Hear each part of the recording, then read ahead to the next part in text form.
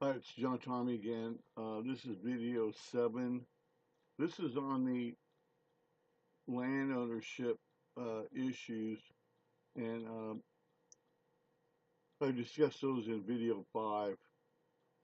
But this is a little bit more detail. Some of these are the same documents, so I'm just going to skip through these.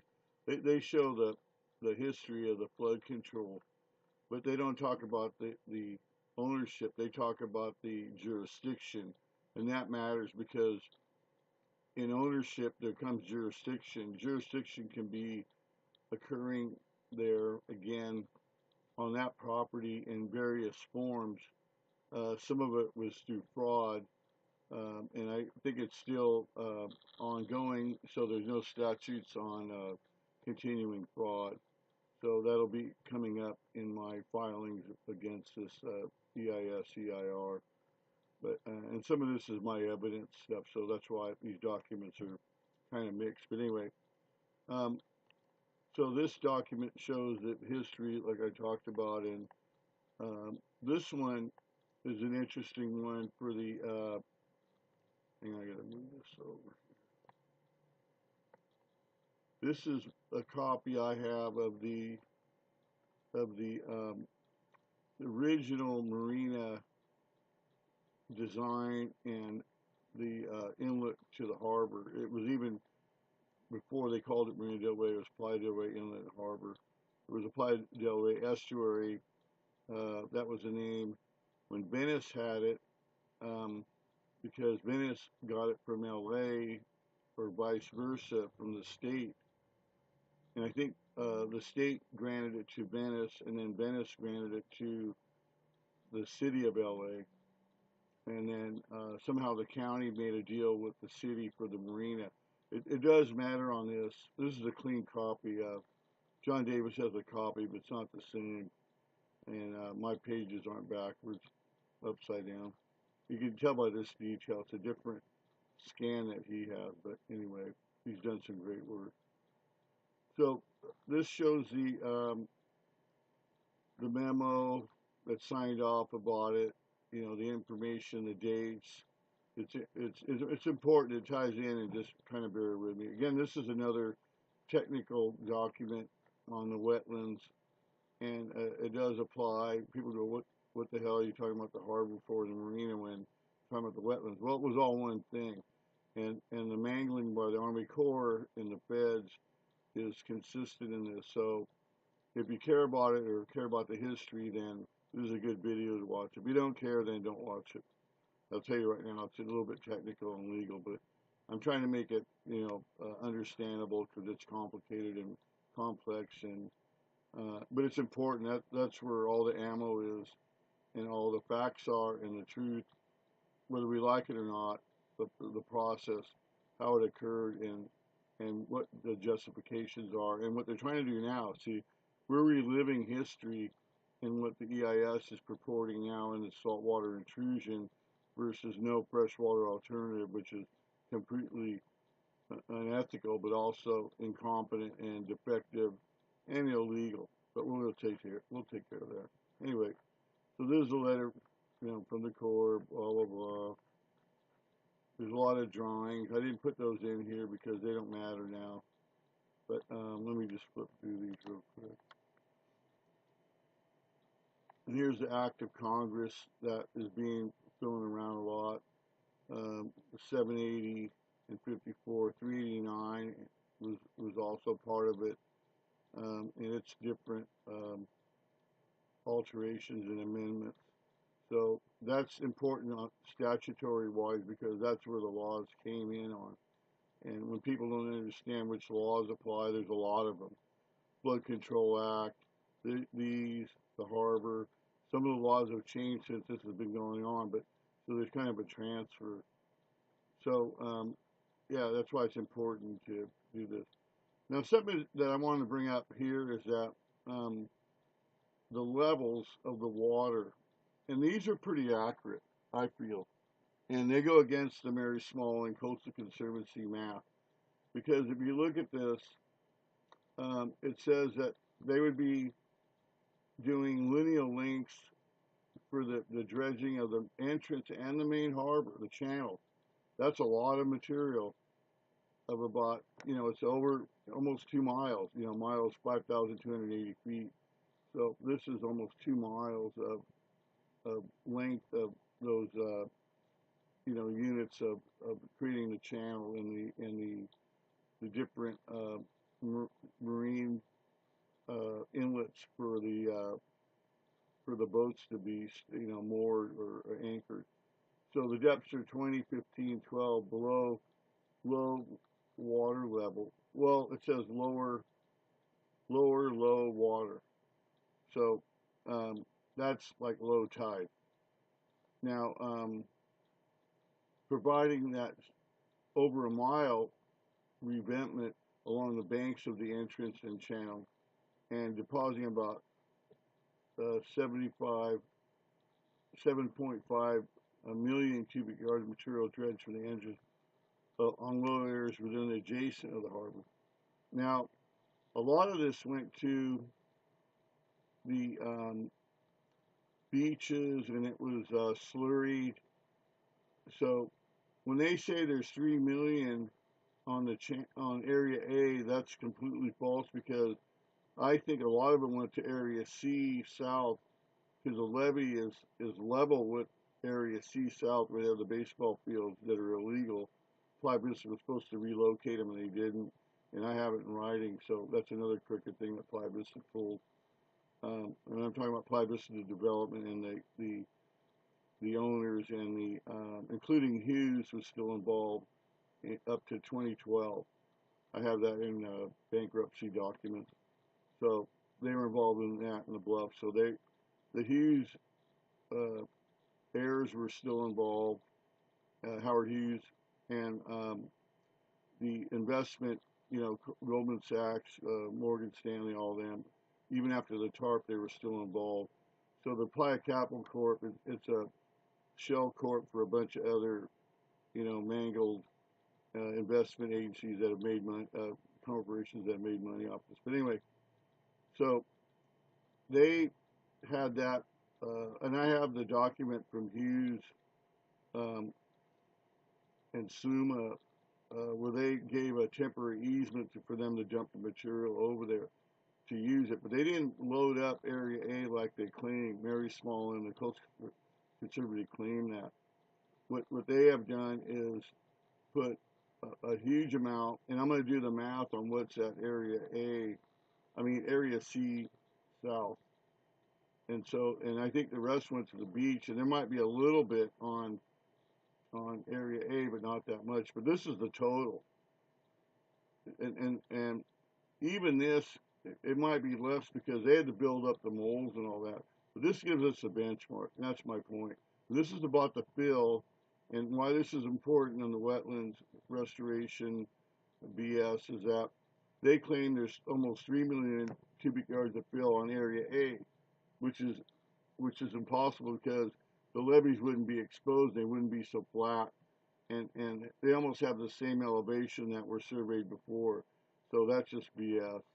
And that's just a justification to dig it up and excavate it, kill all the wildlife off, and then bulldoze it, and then put saltwater intrusion. And if I sound negative, it isn't. It's the truth of it. And this is a battle. So if you don't like my tone, or you don't like my train of thought, then don't watch the video. But I'm just telling you straight out, that's what it is. Anyway, these are the math. And the just a reference. I'm trying to go through this quick, because, well, this doesn't matter right now. But this document shows the design, what was supposed to happen, authorization, all the important criteria that still lies there, and it did overlap onto the channel, because they ended up moving it next to the jetty that was already there. And so that was both their federal Army Corps projects. The local corporation, that doesn't mean they own it like the county has it. It means it was a federal project, with coordination from other federal agencies in the county. And this was a federal project with federal land ownership and federal jurisdiction. And that applies to the wetlands because the feds, did eminent domain on that. So I'm going to get into that more. But this is the federal project part of this. So that's important just as a historical background. Talks about the design, dredging, back and forth. I know they used a lot. That one show they were predicting 13 million cubic yards would be dredged.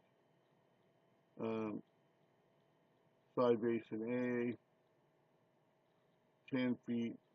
But they built a lot on the moles, and then they built all the way to Lincoln, which was Roosevelt Boulevard then. And they changed the name, PCHs, but they built, if you look there, you'll see the buildup, and that's a lot of material. They even had archaeological concerns during this because they did find this one. When they did the channel, they found a human skeleton and mammoth bones, both of great age, were discovered. Well, we know the human skeleton was the LA man now, and the carbon dating is 23,000 years old. So it was a known archaeological area, and we have our archaeological and cultural resource issues with this project and the lack of reporting that's non-compliant to the current laws. But anyway, just a good note, back in '56, and I can't find this Park Service letter, but they were concerned about it. But they knew it was, important. And since then, there's the Baiona Lagoon Archaeological District. It's a federal designation that's been put in place. So even though the Corps skips it a lot, it's real. Real estate requirements, blah, blah, blah.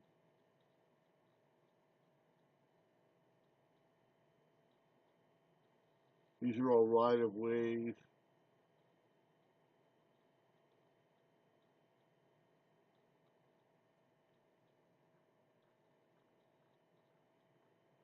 And then here we go back to the beach, submerged land at the sites of the jetties and entrance channels are under jurisdiction of the city of LA by grant and lease from the state. That's what I was talking about from the Venice thing. A narrow strip, blah, blah, blah, levee, jetty, creek is owned by it says it's owned by the LA Control District, but that's inaccurate, it seems to me, because the feds actually condemned it. Let's say this is true, okay? Let's say this is true right here. Hang on a second, see if I can do this. This might not work.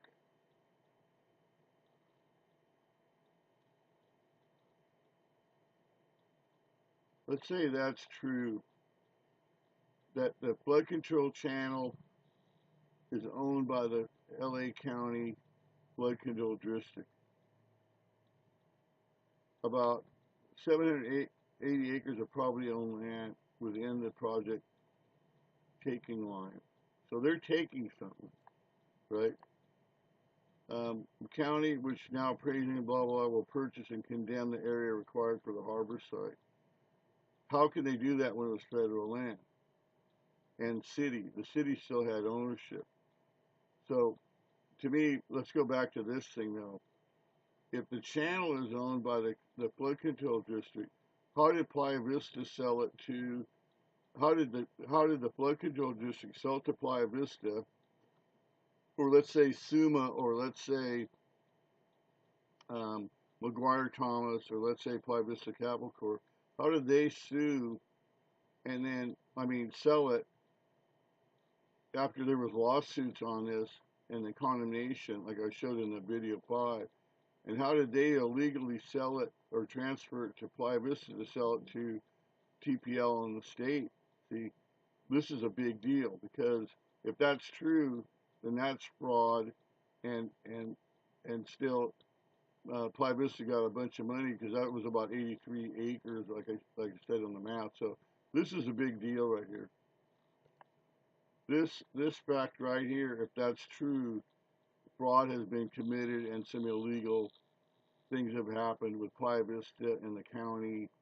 If not, then Ply Vista defrauded and committed fraud and embezzlement, or whatever you want to call it, with the state and using state funds. So this is a big issue right here. Anyway, I'm going to buzz through the rest of this. It's just important stuff. This is the map on the harbor. Not much here. Here's the wetlands report, like I was telling you. Now, there's two different copies of this, like I showed you. Right. This is the one for the 408. We already went over that, but they talked about that. I'm going to skip through that thing.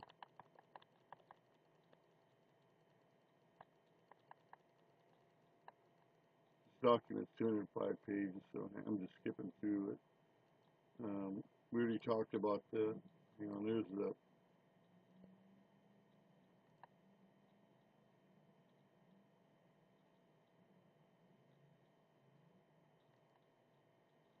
here's all their levy math on cubic yards of fill, and they're all over the place. They went from 3 million to 2.1, but my math is still, if they do all that excavating, it's double this, easy. So this is inaccurate. Anyway, of course they're going to lowball it, and then who's going to measure it, right? With all that shifting, these are all, things that can't be, they can be disputed because they can't be confirmed. So let me go through this thing.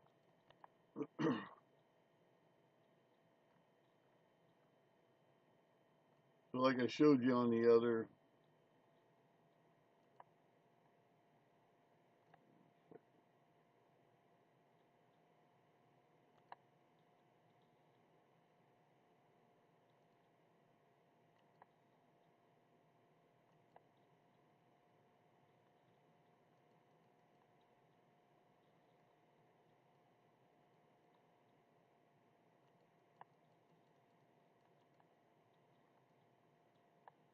this shows the property claim again.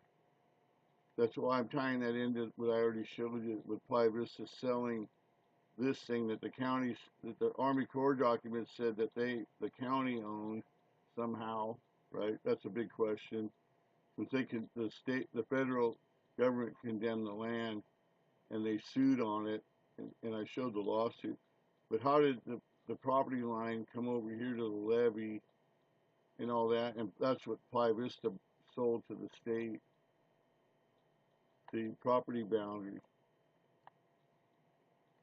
That's the wetlands, the ecological reserve, Bional Wetlands Ecological Reserve property boundary. And the title documents and the parcels reflect that. So how did they get all that? They didn't get the road, right? They didn't get the roads, but they got the channel all the way up. And the only way they got that was from Ply Vista. And how did Ply Vista get it from the county, right? And how did the county get it from the Army Corps and the feds? And all this was condemned before by the feds as well. And that's another video. But anyway, important step, I think. These are the grade plans with elevation. This is the Somas topo, I think. Hang on a second.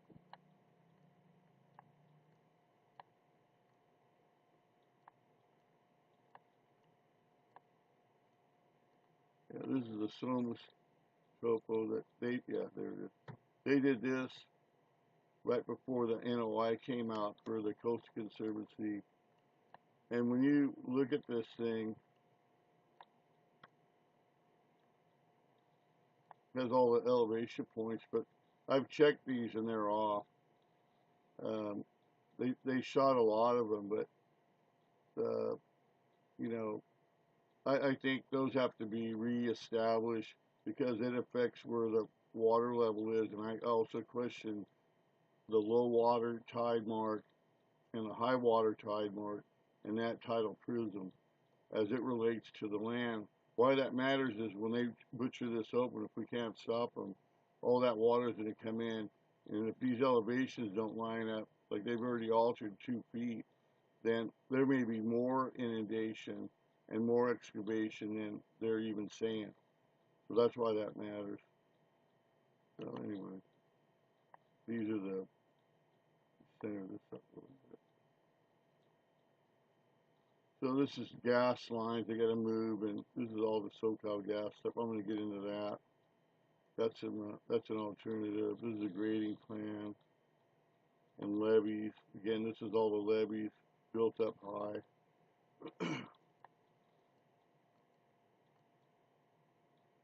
See it there. This one actually shows how the levee will be, but it's still misleading. But you can see it's huge and a huge amount of material. But anyway, it's kind of misleading. These are the levees.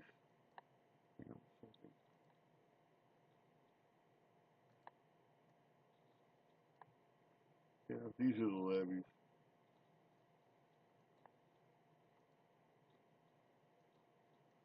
That's all BS. Water will never be like that.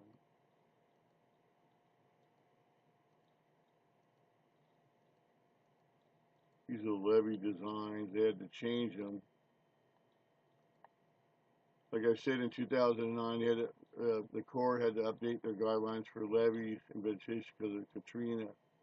So the embankments they're calling are now massive. There's a different angle here and here, and then the toe's different. So that's why the levees are 150, 200 feet wide on the ones for the channel design now.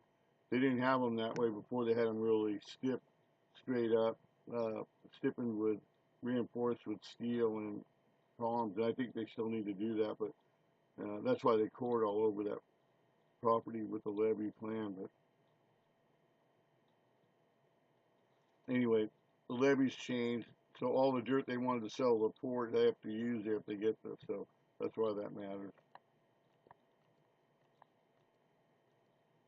Example. So this is some examples of it, how it's supposed to look. Okay, now we're getting into something important. This is the agreement that the Army Corps has with the county on the permits for 404 and 408 for expedited review. I couldn't figure out why the Corps and the county were still acting like nothing was happening, and it's because they have this MOA. So I found the MOA that they entered into. This is it right here. And it talks about the restoration project. Remember, the date is 2 years after the NOI went out. And so they go round and round about it. Again, they say the project site's owned by the state, but then the county says they own it. I mean, the Corps said they own it, and now they don't. So, and again, since federal funding was used for the channel, you know, they can't do anything till the 408's done. So, there's just a lot of information in this document specific to the 408. So this is why there isn't a lot of Army Corps documentation. Some people avoided them and did CPRAs with the county, but this is why. And they didn't. Those CPRAs aren't even compliant because I have this, and they should have given it to those people that have did the CPRA. So that's pretty important. This is the mining operation when they do levees, what it looks like. This is from This is from the Wetland Restoration Preliminary Design from PWA and ESA. So this is not my fabrication of what it's going to be. This is their example of what it's going to take and how they put, stone and reinforcement, and that's what all this is. Riprap, and how they're going to mine it to do it. They're going to have to bring in material. Um, it shows how they butcher the land. I mean, you look at the wetlands right now, and it's all going to be like this. Where's the wildlife? Where's all the creatures going to go, and the insects and everything? All the habitat's gone. No one seems to care about that in this process. But it's and these excavators are nothing compared to the bulldozers that it took to do all this. And so I just don't see it being evaluated properly on that level either, let alone all the cultural sites that are there and what happened to those. Maybe they're going to get dorme again to sell out like he did at Playa Vista and let them butcher the land and tear out burials and then plant them somewhere else at a place called Discovery Park that the Coastal Conservancy helped pay for with Playa Vista. Who knows? Anyway, a lot of butchering, dredging. Looks like Malibu Creek there. This kind of stuff. So it's pretty disturbing. Anyway, this is the first amendment to that MOA under the Section 14 Rivers Harbors Act 1899, for the 408 proposals. Goes into the 214 Federal Water Resource Development Act as amended to 2000. That's the one that was done in 1944, the Flood Control Act. This talks about the 408s, funding. They've been getting money, $500,000 not that long ago. This one goes into next year. So this is not something that's, a minor deal. This is related to 408s only. And it's signed. Core signed it 2016. That was last year. Not even a year ago, they signed this amendment. So that's important. Here we go again. I think this is the original. This is another amendment. Or this is the rest of that one.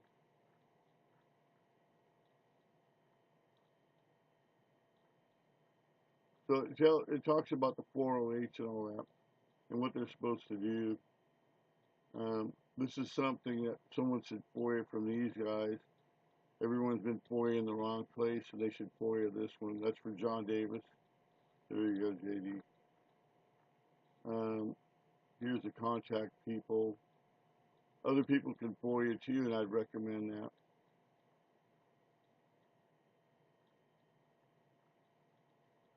Miscellaneous. This is signed, in the Feb 12/14. Core signed it. Okay, priority proposals. First one, buying a wetlands restoration project. It's under this MOA, so we can't dispute that. It's there. This is a county document. Has some other ones, but this is the main one we're talking about. Now this is the draft, April 2016. Somehow they got the MRCCA involved up the road a little bit.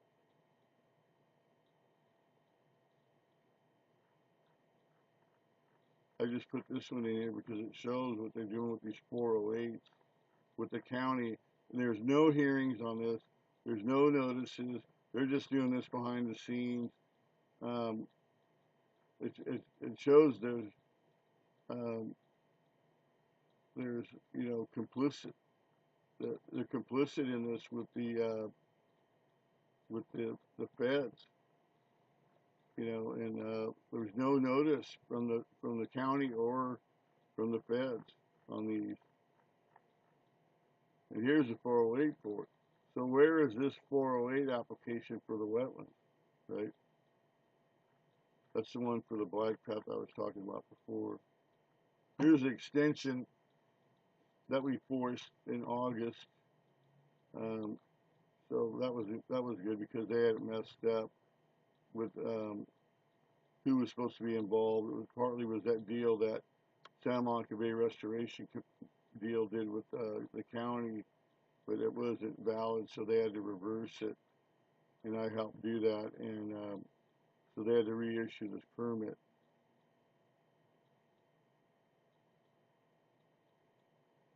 We were talking about this excavation again. So here we go. The Blind Creek levees were constructed by the Corps in the 1930s. So they built them. You know, it's a federal project, undisputed. And we know that in the USGS map of 1923, they were letting the water go into the wetlands like it was supposed to. So that's the end of this document in this video. It shows the 408 complicity with the Army Corps, and you look at that, you don't see hardly any involvement with the Fish and Wildlife owner, state, California Department of Fish and Wildlife involvement in this. They're supposed to own it and own the channel, and the county's just dealing with the Corps on it. So it's just very, very illegal and very crooked and unethical. And then all the enviro groups that are supporting it, I don't even think they've done the research to know what they're supporting. So I continue to object and oppose it, and it's from the Tongva Nation, Tattn, and me, John Tommy Rosa, says documented lineal descendant, both DNA and historical documentation in my genealogy. Thanks for watching the video. See you next time.